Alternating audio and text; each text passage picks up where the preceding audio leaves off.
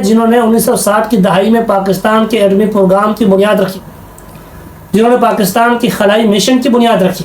پاکستان کی تاریخ میں 3 بڑے سائنسدان تھے، تینوں کے ساتھ ہم نے زیادت۔ معزز سامعین و ناظرین، اب تمام کو آج کی ویلاگ میں خوش آمدید پیش کرتے ہیں۔ ناظرین کرام، غالب نے فرمایا تھا ایک ہم ہیں کہ لیا اپنے ہی صورت کو بگاڑ، ایک وہ ہے جسے تصویر بنا آتی ہے۔ اس میں کوئی شک نہیں ہے کہ اس وقت پاکستان کی جو موجودہ صورتحال ہے اس کو بگاڑنے میں کوئی اور ملوث نہیں سوائے ہمارے ریہیبلیٹیشن اور ڈیولپمنٹ کے ماہرین کو۔ اب دیکھیں گے تو وہ کسی بھی مسئلے کو مثلث بنا کے دیکھتے ہیں، اور مثلث بنانے کے بعد وہ ڈیسائیڈ کرتے ہیں، فیصلہ کرتے ہیں کہ کون سے زاویے پہ کام کرنے کی سخت ضرورت ہے۔ اس وقت پاکستان کو اگر آپ مثلث بنا کے دیکھتے ہیں تو پاکستان میں مثلث کے تینوں زاویوں پہ مکمل طور پر تباہی ہے۔ پاکستان کو معاشی اعتبار سے دیکھتے ہیں تو مثلث کے اس زاویے پہ مکمل طور پر برباد ہے، معاشی ادارے مکمل طور پر تباہی سے دوچار ہیں، ملک قرضوں کے دلدل میں پھنس چکی ہے۔ سیاسی حساب سے دیکھتے ہیں تو پولیٹیکلی پاکستان جمہوری ادارے مکمل طور پر بربادی سے دوچار ہے، مکمل طور پر تباہی کا سامنا ہے۔ اگر آپ اس کو اخلاقی اور معاشرتی حساب سے دیکھتے ہیں تو مثلث کا یہ زاویہ بھی مکمل طور پر ختم ہو چکی ہے، مکمل طور پر تباہی سے دوچار۔ اب دیکھتے ہیں یہ بہت سارے ایسے موٹیویشنل اسپیکر ہیں جو کہتے ہیں کہ جی امید سے رہنا ہے، مایوس نہیں ہونا ہے۔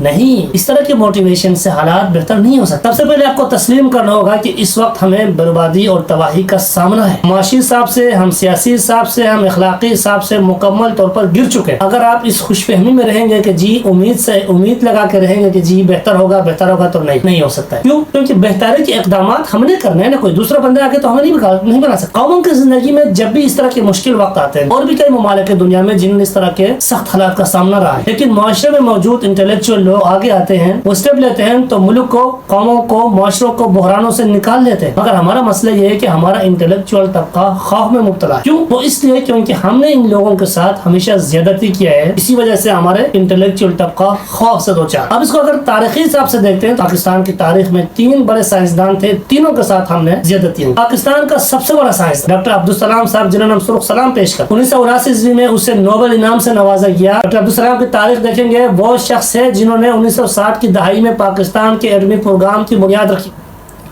جنہوں نے پاکستان کی خلائی مشن کی بنیاد رکھی۔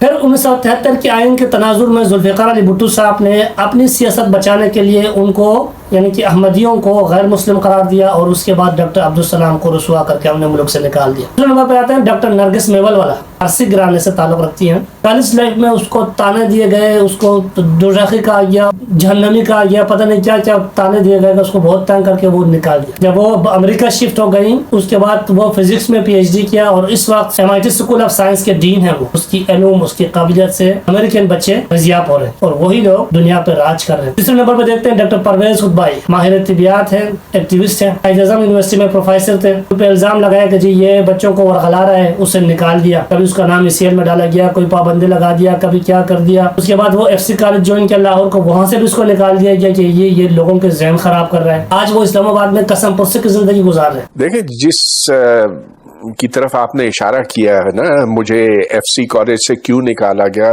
میں یہ بتاؤں کہ ادھر جو معیار ہے فزکس اور میتھمیٹکس کا، دوسرے ڈپارٹمنٹ میں بھی اتنا اچھا نہیں، لیکن یہ 2 ڈپارٹمنٹ ایسے ہیں جو اگر آپ بند بھی کر دیں نا تو پاکستان کو کوئی نقصان نہیں ہوگا، ادھر کے اسٹوڈنٹس کو بھی کوئی نقصان نہیں ہوگا، کیونکہ ادھر پڑھانے والے نہیں ہیں۔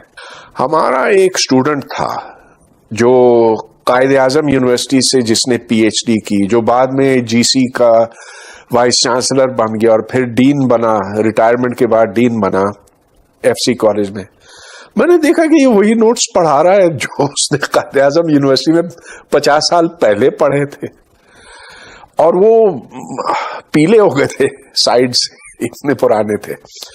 تو میں نے ویسے کالج کی انتظامیہ کو خبردار کیا تھا، میں نے کہا کہ یہ جو ڈپارٹمنٹس ہیں، ہاں پاکستان میں اور بھی بہت سے ڈپارٹمنٹس ہیں جو بالکل ہی بیکار ہیں، جہاں کچھ بھی نہیں پڑھایا جاتا۔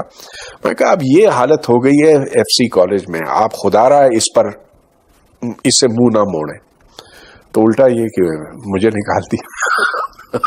جب آپ اپنے انٹلیکچوئل لوگوں کے ساتھ یہی سلوک کریں گے تو آپ کے پاس پیچھے کون بچتا ہے؟ پیچھے وہ چپ چپ کرنے والے لوگ ہی بچتے ہیں. تو کیا آج کے دور میں آرٹیفیشیل انٹیلیجنس کے اس دور میں کیا آپ چپ چپ کرنے والے دم دعا کرنے والے لوگوں کو لے کے آپ مقابلہ کر سکتے ہیں دنیا؟ یقیناً آپ کے پاس جواب نہ میں ہوگا. کیا کوئی یہ یقین کر سکتا ہے کیا کوئی دم دعا کرنے والا بندہ آج کے دور میں چل سکتا ہے؟ آج دنیا کہاں سے کہاں پہنچ گئی اور ہم آج بھی یہی ڈھونڈ رہے ہیں کہ جی فلانا نے دم کیا یا چپ کیا ہمارا مسئلہ حل ہو گیا. نہیں بھائی، ریسرچ سے مسئلہ حل ہوتا ہے، تحقیق سے آگے بڑھا جاتا ہے. تو چپ چپ سرکار کی پراپرٹی کے کسی نے بات کر رہا تھا کہ 5 ارب روپے کا خالی پراپرٹی لاہور میں بنائے بیٹھے. ہمارے پروفیسر صاحبان، ہمارے محققین نوالے کو ترس رہے ہیں. یہ ان چیزوں کو دیکھ کم از کم ابھی تو رکنا چاہیے. ہمیں ایک نظر پیچھے دیکھنا چاہیے کہ ہم کیا کر رہے ہیں. ممکن ہے کہ ہم یہاں اگر رک جاتے ہیں تو یہ ممکن ہے کہ ہم واپس بڑھوتری کی طرف جا سکتے ہیں، واپس اس تباہی کو یہاں روک کے ایک پوزیٹیو وے میں آگے بڑھا جا سکتا ہے. اگر آج بھی اب نہیں رکیں گے تو پھر دنیا ہمارے لیے رکنے والی نہیں ہے. اس وقت جس طرح حقیر ہم بنے ہوئے ہیں دنیا میں، وہ دن دور نہیں. اگر اسی طرح ہم چلیں گے تو اگلے چند سالوں میں ہم دنیا میں سب سے ذلیل ترین لوگ تصور کیے جائیں گے. دنیا میں ہمارا ایکسیپٹنس مکمل طور پر ختم ہوگا. ہم نہیں رک سکتے ہیں، ہم یہاں سے ہم بڑھوتری کی طرف نہیں جا سکتے ہیں، ایک پوزیٹیو وے میں نہیں جا سکتے. یہ سوال ہے جس پر ہم سب مل کے غور کرنے کی ضرورت ہے. مجھے امید ہے کہ نوجوان سب مل کر اس پہ غور شروع کریں گے اور اس سسٹم کو واپس ایک پوزیٹیو سسٹم میں لے جانے کی کوشش کریں. بہت شکریہ.